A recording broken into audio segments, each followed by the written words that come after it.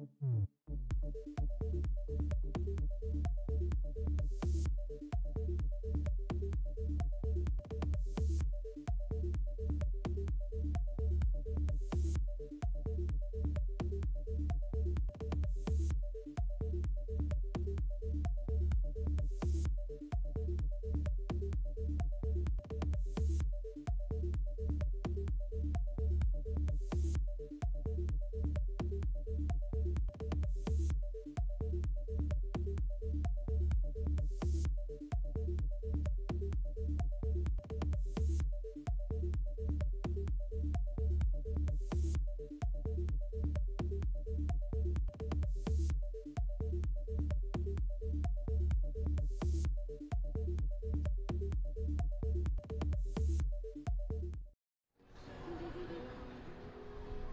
very good afternoon and welcome to Portsmouth, or indeed welcome back if you were with us earlier for the homecoming of HMS Prince of Wales. A very different ship from a very different country for our second live homecoming of the day here on BFBS Forces News, on YouTube, on Facebook and on BFBS. This is His Norwegian Majesty's ship Roald Amundsen, and she's coming into Portsmouth after being part of the British Carrier Strike Group for 2025, and she's making very good progress indeed.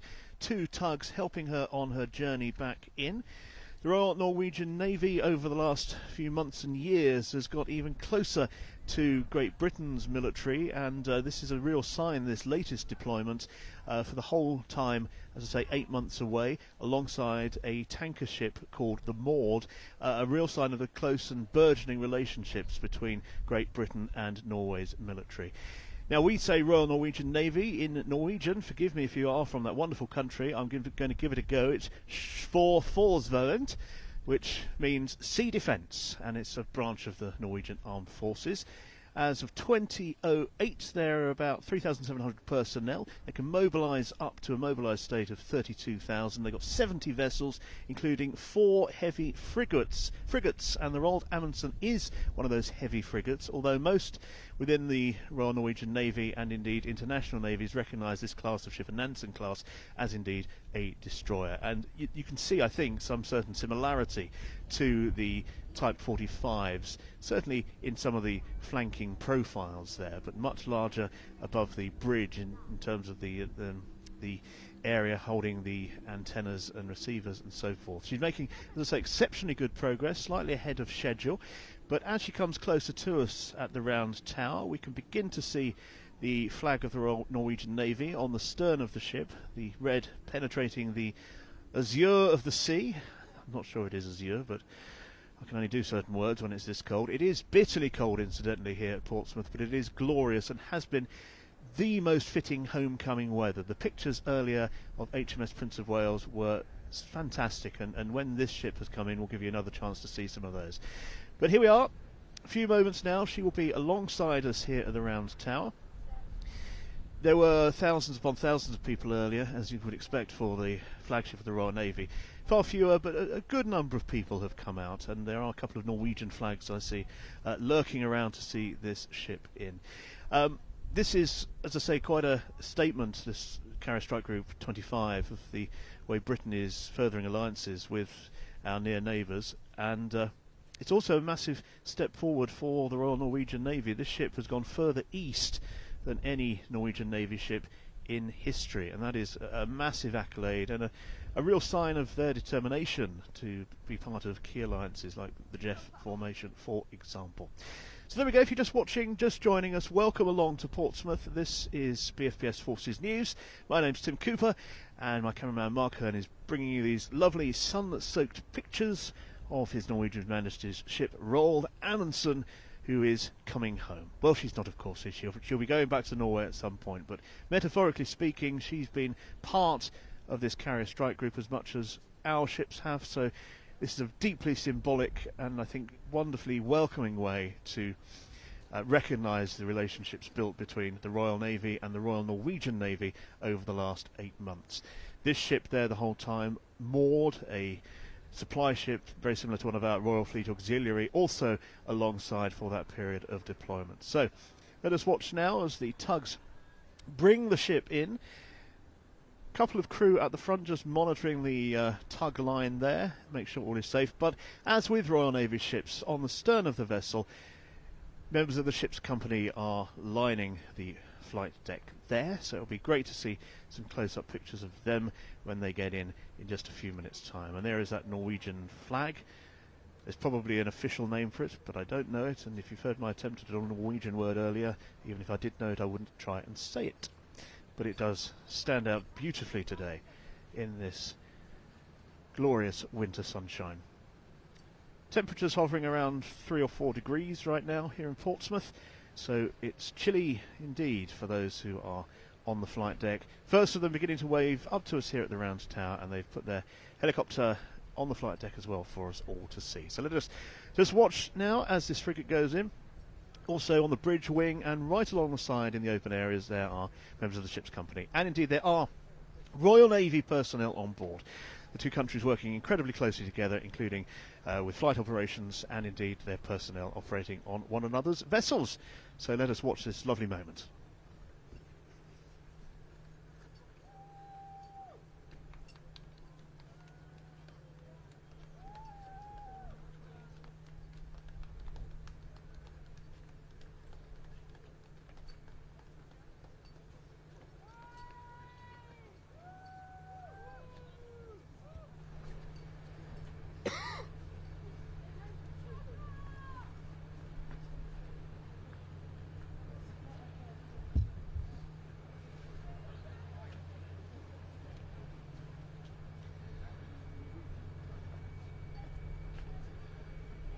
And there she goes past us here at the Round Tower, right at the entrance to Portsmouth Harbour, and straight on through, and she will go alongside inside the dockyard. It's been a fantastic day of homecomings and indeed port visits in the case of this Norwegian vessel. We've had HMS Dauntless this morning, and more recently HMS Prince of Wales, the flagship of the Royal Navy. And as the Roald Amundsen continues further into Portsmouth Harbour, time I think now to take a little look back just for a minute or so at what was spectacular scenes of earlier this afternoon as HMS Prince of Wales came home.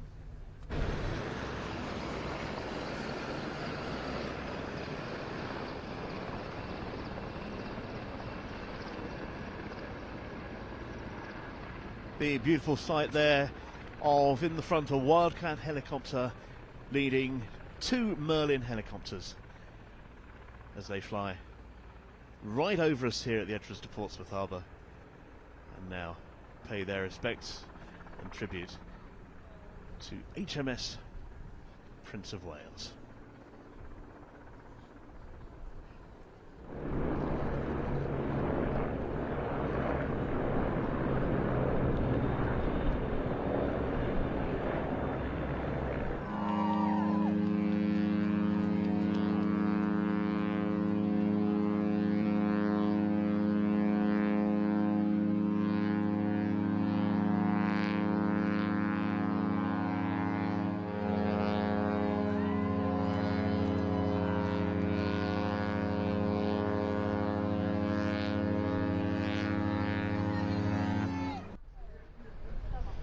So those wonderful pictures captured earlier on today of HMS Prince of Wales coming home to Portsmouth. Such scenes of delight. Equally delighted people on board, I'm sure. His Norwegian Majesty's vessel, the Royal Amundsen. They'll be glad to get on dry land after their time away. They're stopping off here in Portsmouth. They were a massive component part of the British Carrier Strike Group.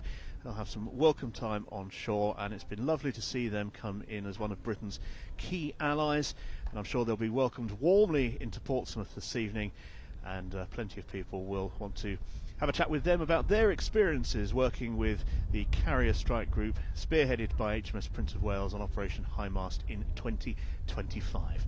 The ship will now berth and will be out of our sight, so I think that's a very good time to say thank you very much for watching. Mark Hearn's been filming these pictures. I'm Tim Cooper, and don't forget to stay up to date all the time at forcesnews.com for all of your BFBS Forces news. From us both here, goodbye.